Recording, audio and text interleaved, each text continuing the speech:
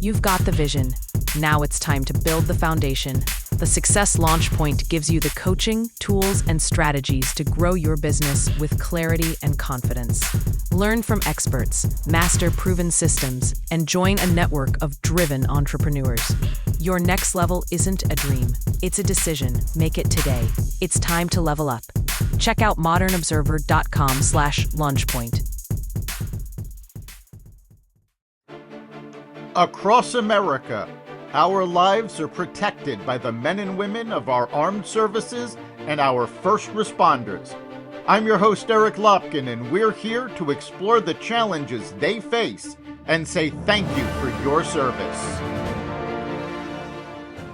We're here with Mike Daly, and we are going to talk to him today about his time in the service and what it was like for him. So, Mike, introduce yourself to our listeners. Well, my name is Mike Daly. I now live in West Simsbury, Connecticut. Was born and raised in New York, and I work as a realtor. I'm retired and served in the service a long time ago. And what branch of the service were you a member of? I was enlisted in the United States Air Force from 1974 to 1978. Fantastic. So what inspired you to join the Air Force? Well, it's sort of a little bit of an interesting story. My grandfather had served in the Army. My father had served in the Navy. So I wanted to serve. My original plan had been to finish college and then either enlist or apply for officer training school. But instead, I went directly out of high school because I had a few detours along the way. So what kind of detours and how did that influence your decision? Well, the detour actually was, at 17, I thought I knew everything and I was going to get married. I had fallen in love with my current girlfriend, was going to get married. And how else do you if the military was ultimately my destination, get there earlier rather than later, because I couldn't very well expect my dad to support me and a wife in college. So my solution was to skip college and go directly to the service, which didn't go over particularly well with my parents, but I lived to tell the tale. So that actually brings up, you said your family didn't react well. What was, the interaction like? Well, keep in mind, my parents, my father is the only one of his siblings that were born in this country. My mother is first generation Irish. They were both from the Bronx. So what happens is Irish kids from the Bronx all go to Fordham. So the plan had been all my first cousins went to Fordham, and the plan was that I was going to Fordham. I told them I didn't want to go to Fordham, which was the first problem. I wanted to go to State University of New York, convinced them that people learn at places other than Fordham, got them to at least agree to look at it and agree that I could go there, and then ultimately pulled the rug out from them completely by telling them I'm not going to college. So, you know me, Eric. So really the chaos that you see now is not much different than the chaos that I was putting into people's lives, 50 years ago. So you decided to join the Air Force. What was it about the Air Force that convinced you to join there as opposed to another branch? I met with the three recruiters. I met with the Marines. To be honest with you, I wasn't that physically active. And the Marines, quite frankly, sort of frightened me. So that was an easy decision. The Army, the Air Force, and the Navy, I spoke to all the recruiters, and the Air Force seemed to give me the most interesting opportunities. All right. What were those opportunities? Which ones did you actually take advantage of? Well, I had thought about becoming an air traffic controller. I had tested, and my aptitude tests directed me into the electronics fields. So what I actually, and the Air Force offered me an opportunity to work on air to ground communications, which I just kind of thought was interesting. So I first was at Lackland Air Force Base in Texas for my basic training. From there, I went to Keesler Air Force Base in Mississippi for my technical training. And I studied the radio systems as well as how the atmosphere worked and everything for systems that we don't even use anymore, like tropospheric scatter and things like that for communication between air and air and ground. So, and what was basic training like for you? You just said you weren't that physical. Well, I got it. Fortunately, it evidently, from what I'm told, was easy compared to some of the other branches. But I mean, my first mistake was enlisting in a branch of service that was going to send me into the middle of Texas in July and August. So, so basic training was very interesting because you were out in the heat, and to make sure that you were hydrated, they gave you salt tablets so that you were thirsty. You would drink a lot of water and you wouldn't collapse out on the exercise pad. Um, the I found the physical training fascinating. I actually surprised myself because I enjoyed it. And part of the physical training is when you start to put it to use in the military exercises and things that they're training you, you you have a different appreciation for being able to do these things, and also a different appreciation for the people that are struggling a little bit. When one of the most fascinating things that I found when I was in basic training was everybody goes there with their own background, with their own self-image, with their own thoughts of who they are and what they're gonna do and how they're gonna change everything. And that all goes away probably within 30 seconds of the time that you get off the plane at in it doesn't even they don't even wait to get you on the base. There you are at San Antonio Airport. They immediately begin yelling, screaming, and telling you how you're gonna behave and how you're gonna learn to speak and how you're gonna and then as you go through the first couple of days, everybody complains because they shave your head, and they put you in these uniforms that don't necessarily fit very well, and you don't get your name tag on there, you don't get US Air Force, you have no stripes, they're just OD green fatigues. And everybody's shaved. Everybody looks exactly the same. And everybody grumbles about the fact that they look exactly the same, and we all look like a bunch of nitwits, but you deal with it. But it's sort of interesting because what you realize when you're coming out of basic training is that served a very important purpose. We all became the same. We all started from the same point, and we all learned to let go of whatever our pasts were to some extent and work together for the benefit of the group. And when you realize where you started, and I remember when I graduated from basic training, what you accomplished, the amount of self-respect, which they had pretty much made sure you didn't feel the whole time you were in basic training, and the sense of accomplishment were something that I've never experienced to that same extent, despite graduating from college, law school, graduate school, and everything else. I've never experienced the sense of accomplishment as I did that day when I was on the parade field. So obviously it had a huge effect on your self-image. It, changed who you were. How much of that affected how you moved forward from that? You mean post service or during the service? Both. Well, it's kind of funny because ultimately what happened when I finished my tech school, I found myself assigned to Germany. And I found myself going to a small base with no barracks. So at 18 years old, not speaking a single word of German, I found myself at a small post with like 35 other guys, having to find an apartment, having to buy a car and get a driver's license, and learn a job and make arrangements to get back and forth from a hotel where they put me up.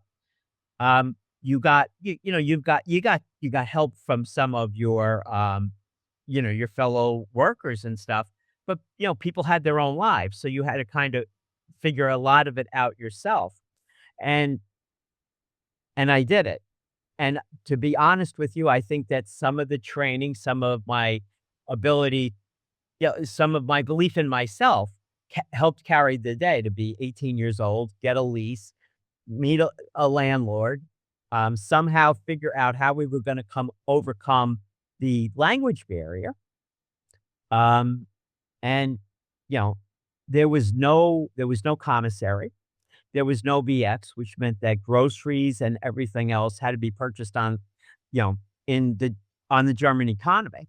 So, it was really quite a learning that it also was quite a learning experience to think that, at 18, I accomplished it. So I'm assuming you learned at least a little German. I actually spoke okay, not well, but I spoke okay when I came back.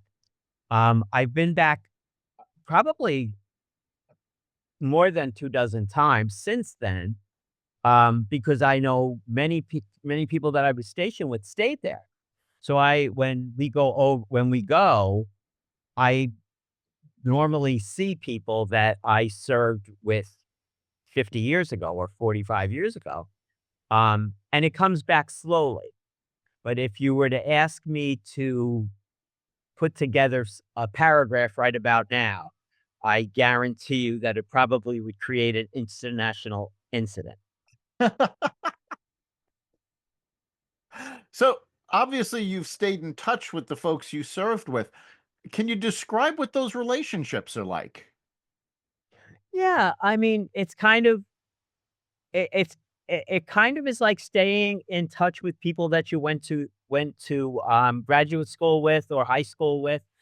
You share a common set of experiences, and usually when you first get together, there's a fair amount of reminiscing, and then you kind of move forward through the years. So, people that I know, for instance, I have a very dear friend that um, you know, I was friends with him and his wife, and I still remain friends, and his children actually come periodically and visit me and I knew them when they were young children in Germany. And, so, it's like anything, old friends, you usually have something that brings you together, and then you have a somewhat of a common value system that moves you forward. All right. So obviously at the time you were serving, we were in the Cold War. What were your tasks? How did that change, your perspective? Well, it was interesting because I really wasn't a big follower of world events or anything else. I was 17 years old. I mean, when I was 17 years old when I enlisted, I had much more important things on my mind than world events.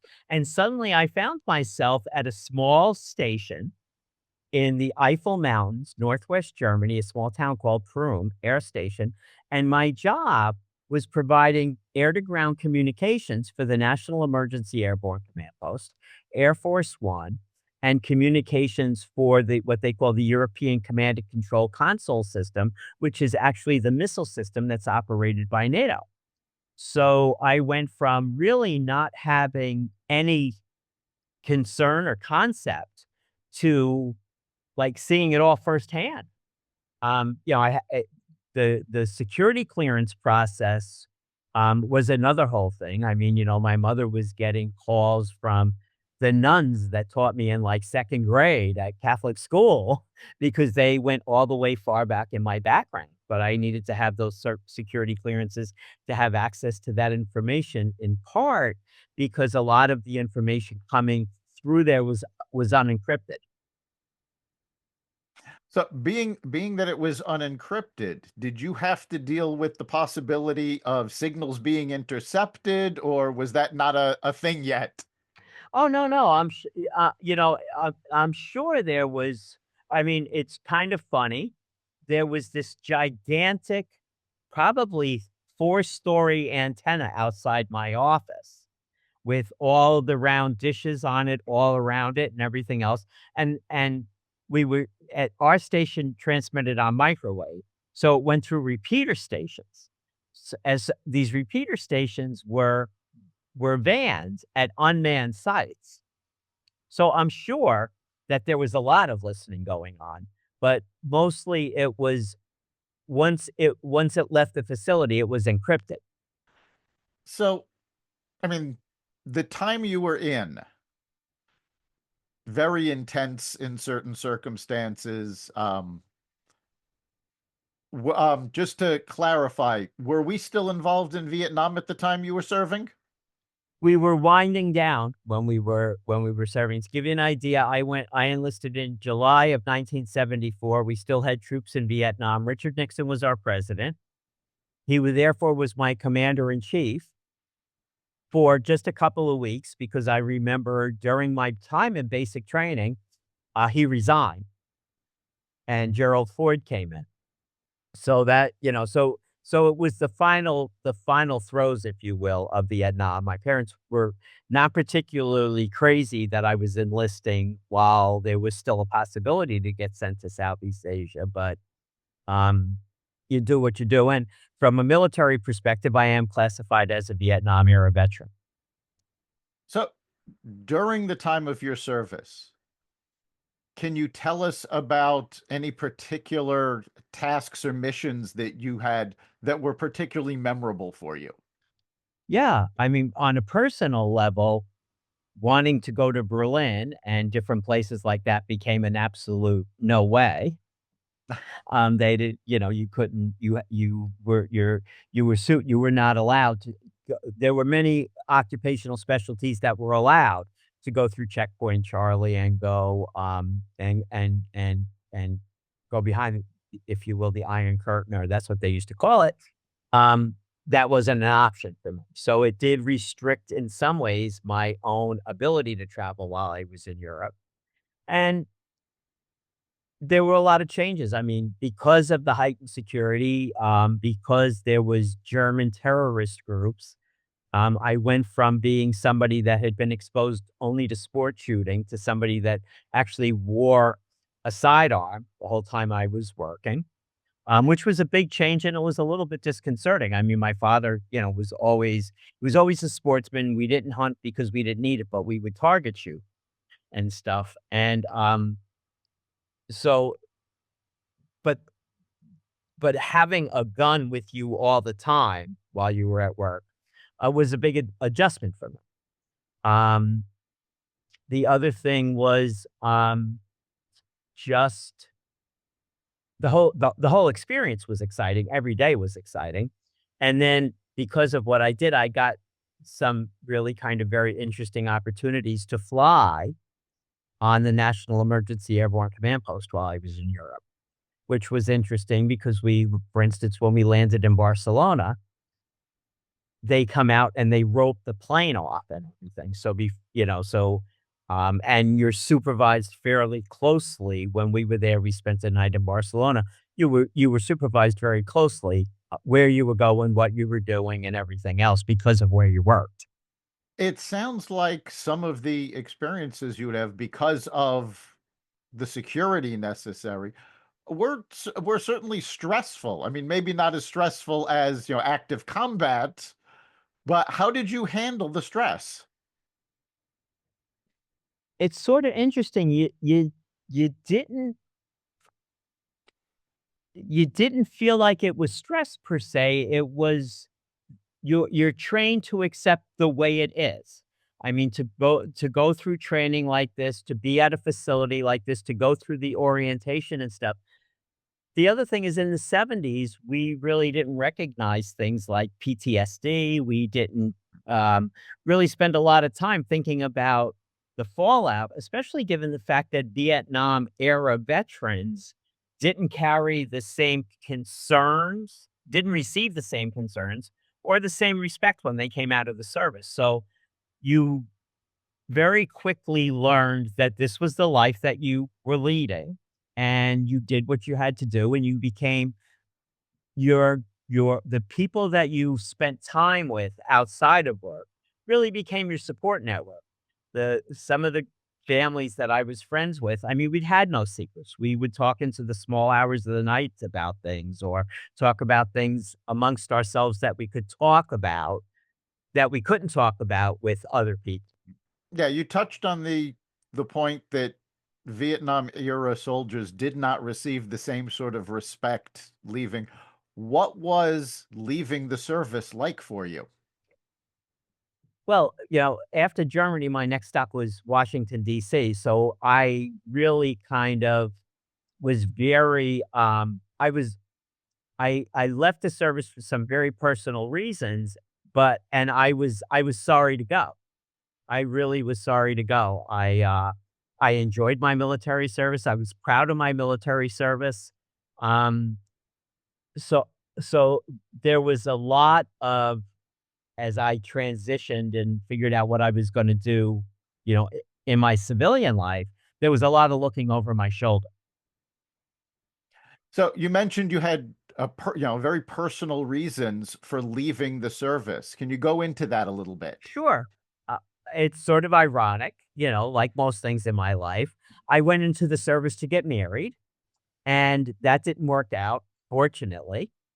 And then when I was stationed in Washington, D.C., somebody that I knew through work introduced me to their son.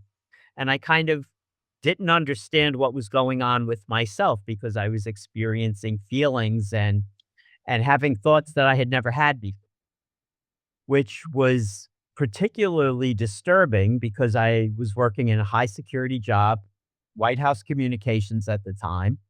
And first of all, when you went into the military at this point in time, you were asked very specifically if you were gay or straight.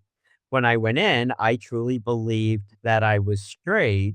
As I lived in Washington, I began to question that. The reason that you needed, or so they told you when I was in, that you needed to be straight was because if you were gay, first of all, nobody would want to associate with you. People would be uncomfortable serving with you. But more importantly, you would be a target of blackmail by the Russians and other organizations, and they would try to threaten you with blackmail by exposing you as a homosexual if you didn't give them the classified information that you had access to, which completely spooked me because I had code words to Air Force One as a National Emergency Airborne Command Post. So I was very torn. Um, I also could have been sent to prison as a security risk and stuff. So it was a very difficult time because I had these feelings. I was afraid to think about them. I certainly was not going to act on them for fear of the ramifications. I needed to get my head together. I didn't feel like I could lead a double life, which I know many, many people do, but for some reason I just didn't feel like I needed to figure out who I was before I could even contemplate whether I would lead a double life because I didn't know if I needed to or not. And and I was afraid to think about it or try to reason it while I was in a military environment for fear that my working it through would either cause me to be found out or to put me in a position where I would unintentionally spill the beans. So it was a pretty that was worse than anything else that I had been through, that mental stress, that mental trauma. And I think it took a toll on me, but the one I think it really took a toll on was my parents because I was offered $83,000 cash to remain in the military as my reenlistment bonus. They didn't want me there in the first place. Now I'm there. I've got a great job. I'm being promoted on time. I had enrolled in the University of Maryland and was taking college courses at on the College Park campus, and now I'm offered this enlistment bonus, and I tell them I'm getting out, I can't stay in, and no, I can't tell you why. So, so it was, it was it was a very difficult time because if but for the sexuality issues, I have no doubt in my mind that I would have stayed. And that's not to say that I'm unhappy with my life now. It just would have been different. Did you come to terms with your sexuality while you were in the service, or you left the service and then dealt with it? I left the service and then addressed it. I had a hard time even allowing myself to ask myself in the privacy of my own mind those questions for fear of what the answers were while I was in. I mean, that was probably one of the most that was definitely one of the most stressful periods in my life. I can imagine. So, okay, so you didn't deal with that while you were in the service. After you left, obviously you came to terms with it. Right. Did the discipline that you got from the service affect the process of coming to terms with who you were any? In 2 different ways it did, because first of all, I still felt very much the fraud. Uh, I made certain representations about myself when I enlisted that turned out not to be true. Not because I lied, but because I had no idea, but Right. You didn't know they weren't true when you right. said it. And but that doesn't minimize when you having spent all that time under all that pressure, does it minimize the fact that you feel like a fraud, that you did something that you probably shouldn't have done or whatever. So it took a little bit of that was a bigger hurdle for me than coming to terms with the fact that I was gay. My parents, my family were all very accepting. My father had was I don't think my parents had an ethnic bone or discriminatory bone in their body. My father always insisted that you meet people where where you meet them. And so when I started to date Mike that I'm with now, it eventually, can I bring a friend of mine, Mike, along? Eventually became, are you and Mike coming for dinner? And that transition, which many gay people will tell you is one of the most traumatic times of their life. For me, was a day at the beach. So it does sound like before and after the service, your relationship with your parents took a pretty dramatic turn. Because before you went into the service, they had very set plans that they expected you to do, and you didn't do any of those. And then by the time you come out, you're throwing them another curveball, and this one they handled with no problem. But yeah, right. But that was one of the few easy transitions if you knew my dad. All of the rest of the expectations and all of the other pressures that my father put on me to get an education and to excel were all still there. Okay. So they didn't like say, "Okay, well, he's figuring this out and we'll just let him do it." It was like, "Okay, he's figuring these things out, but we still dad especially said, "We still have certain expectations. You will be educated. You will do these things." But the interesting thing is when he said to me, and perhaps it was between what I learned in the military, and obviously it's not, that shouldn't come as a surprise to you that it was a big influence in creating who I am and how I turned out. One of the things that my father said to me when I made these announcements that I was going to go into the service was, you have 2 sisters that I have to educate and provide weddings for, and then you have a brother that's 14 years younger than you. So this is your day to run the race, and decisions have consequences. So if you don't go to college now, don't expect to be able to like stop by the house and say, "Hey, I've decided to go to college now. So how about writing a check?" Because that door is closed. So when it became time to educate myself, the GI Bill, my own money, and then Mike and I got me through graduate school and law school. And Hey, my father remained firm in his commitment to teach me that decisions had consequences. interesting. So let's touch on, you just said law school.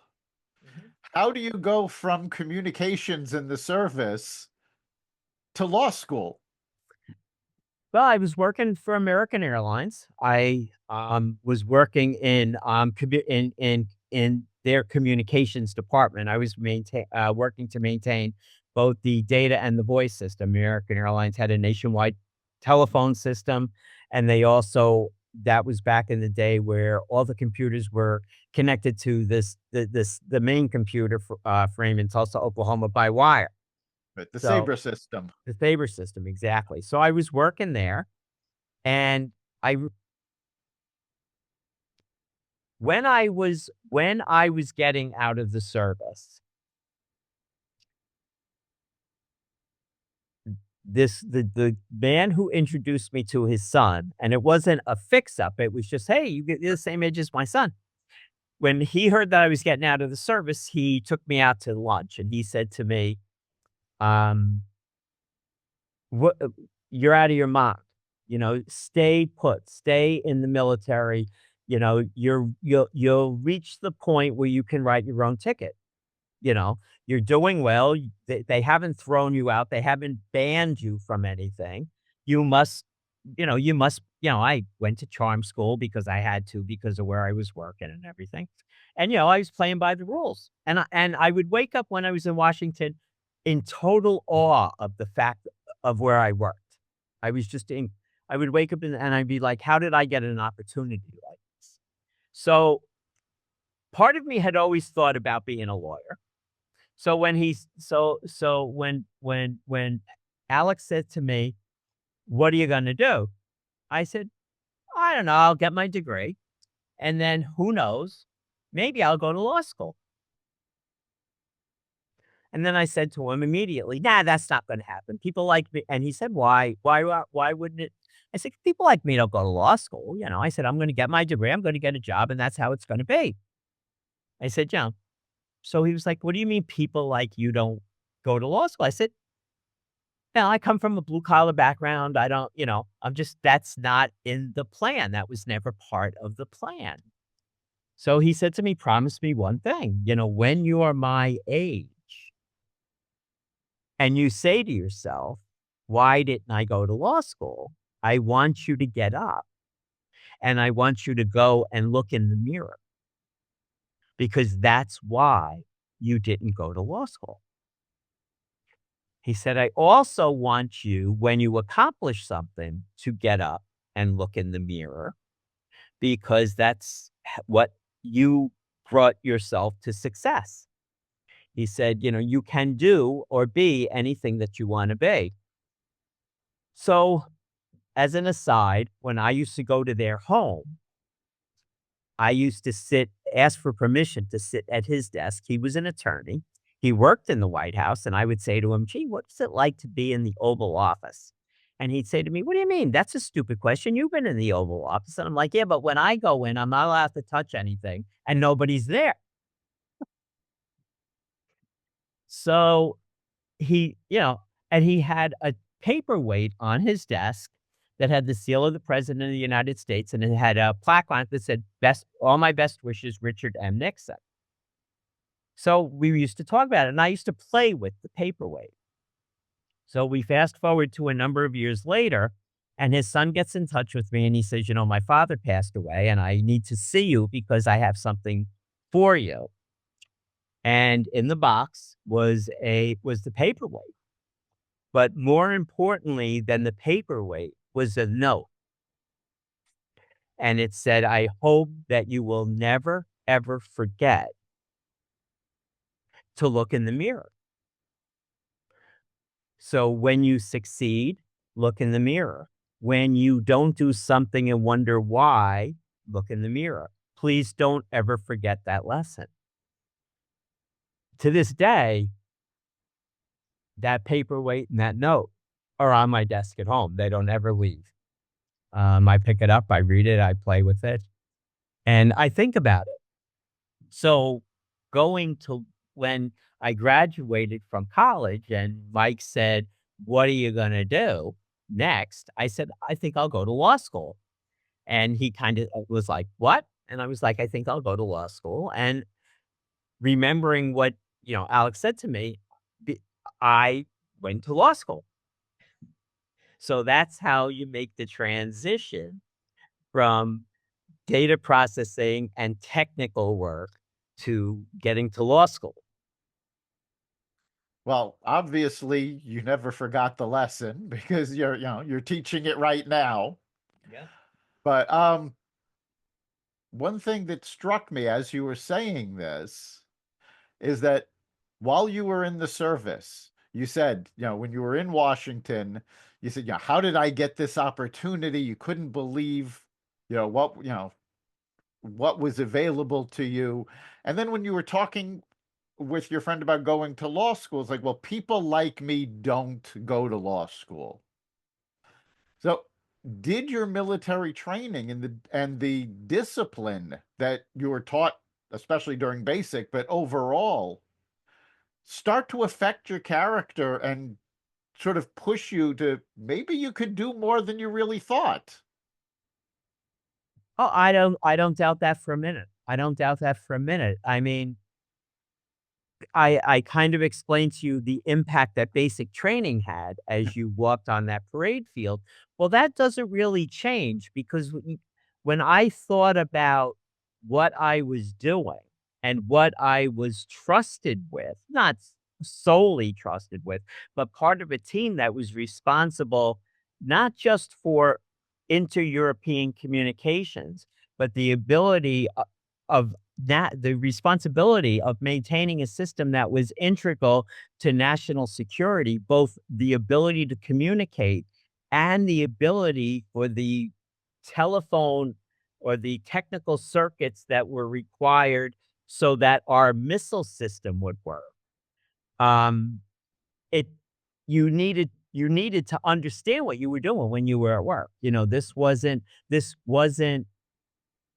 was whether we were had an overinflated sense of self-importance, which I don't think we did, but, you knew that you were part of what people think of as the military, and you knew that somehow in the cog, you were one of the gears that was not not running it, but helping it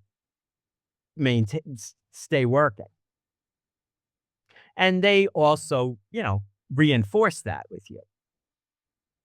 So working with highly technical systems and the discipline that you needed, how did that help you dealing with law school and the law in general once you became an attorney? Well, because it gives you a different level of respect. It's sort of interesting because as a lawyer, I was always a bit of a rebel, which you would have thought, given my background, I would have been more of a conformist. S- But when it came to going to law school, the determination, the discipline became um very it, it was just became part of who I was and what I did. Because the goal at that point was to graduate and stay in, get good grades, and to graduate. To this day, Mike will make fun of us, made fun of me, because when I have something that has to get done, like he says, the house can burn down. I'm at my desk and I can manage to not even hear him speaking to me with my hearing aids in. Um, because I get that focused on the task at hand. Obviously, a lot has changed since you went in. What do you think about how the military has changed? I don't wanna sound like an old guy, but I'm gonna tell you I'm disappointed. Only Okay. because the discipline, the the commitment to mission, a lot of the things that Eric, I'm speculating because, what I'm basing my opinion on now is what you hear on in the news and you read in the press and everything else. So I'm not living it because I'm at a point in my life where even my contemporaries that stayed in are now retired. So I'm not speaking to anybody that's living it right now. But there were certain things, obviously some things like the whole gay issue we understand now very differently is not a big deal, but the commitment to the mission, the merit promotion, um, the single there were reasons that when I went through basic training, we had all kinds of guys. We even had a guy that went into the fife and drum corps. And he was in his 30s. He was the older guy. And the reason he made it through basic training was because we all pulled together and helped him through things like the confidence course and, taught it, worked with him to help him fire an M16 and do these things because the group had to succeed.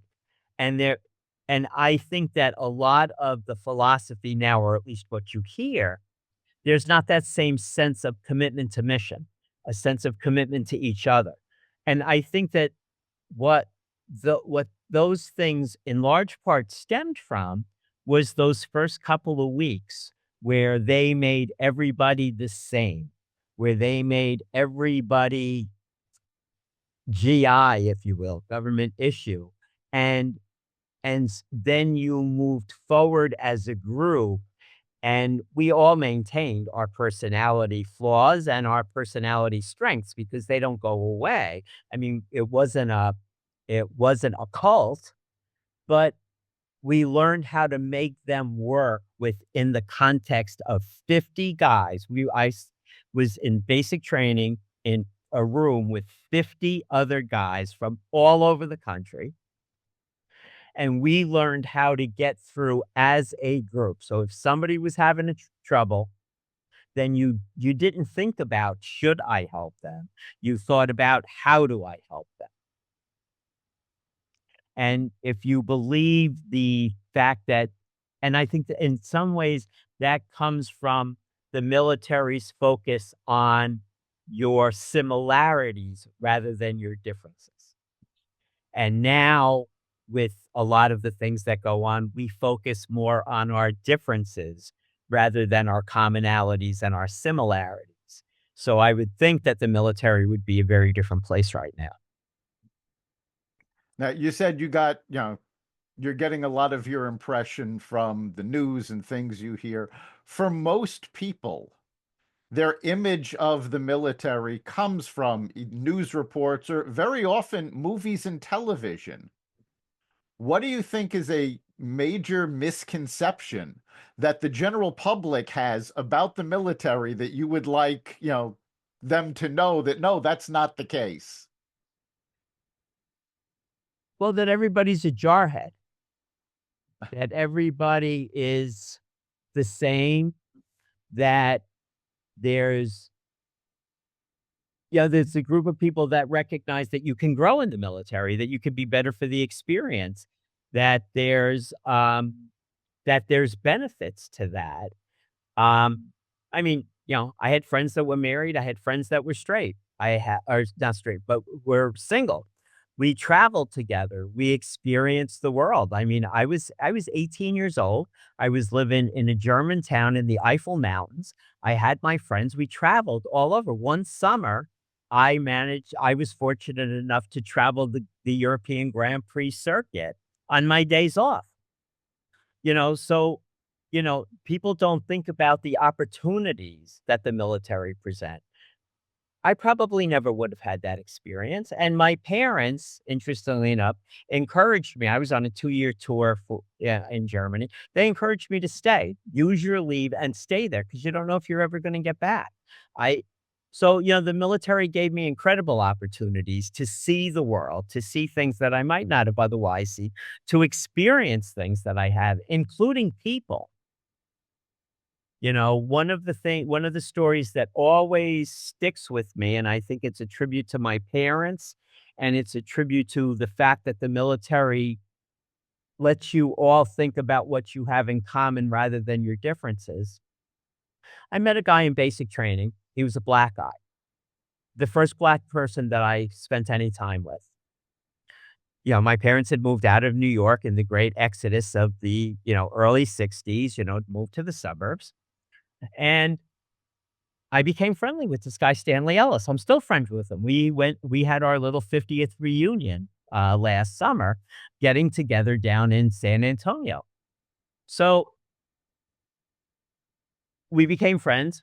We were in basic training together. We both went to Keesler Air Force Base, studying very different um, following very different career paths, but we stayed friends. And he said to me at one point, do you want to come up and meet spend the weekend with my family with me? And I was like, sure, I'll go up. And they lived outside of Hattiesburg, Mississippi. It was a poor community. I was treated like a king. I just couldn't believe it. Everybody came over to see the guy that was coming up with Stanley. The food was wonderful, the atmosphere was wonderful, I went to church with them and everything else, and I had mentioned to my parents that I was going up there for the weekend with a friend of mine. Well, when I went home for Christmas, and when I got back, my mother wanted to know, "Did you have a good time?" I told her I had a terrific time.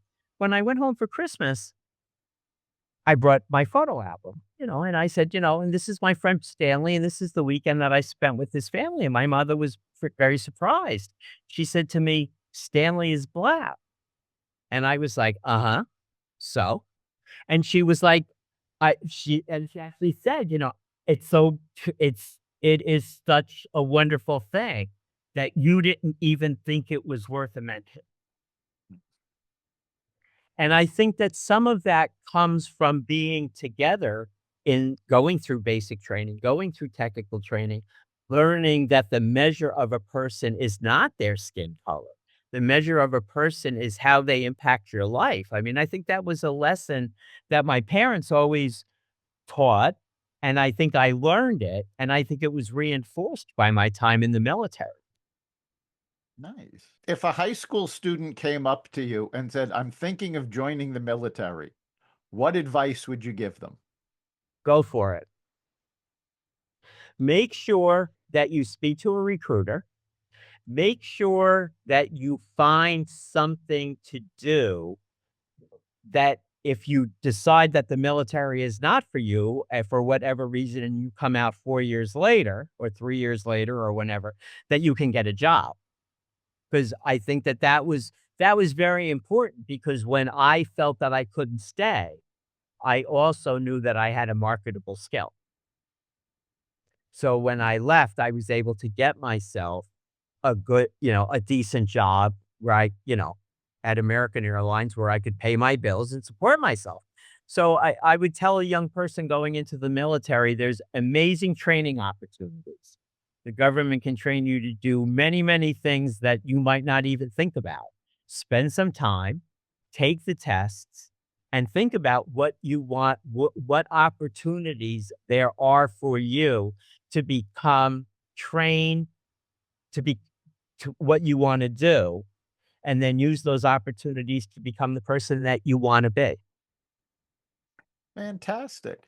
All right, we're coming up on the end of our time. So, are there any final thoughts you'd like to share? Sure, I will tell you that, um, I would be lying if I didn't say that there were times that I get, a little bit reminiscent And I not angry, not not jealous, not anything, just that I didn't have the opportunity to make the career that I had thought I could perhaps make. So I would be lying to you if I said that there, that there, uh, but like I said, I'm not angry. Life's been very, very good to me. I have no regrets.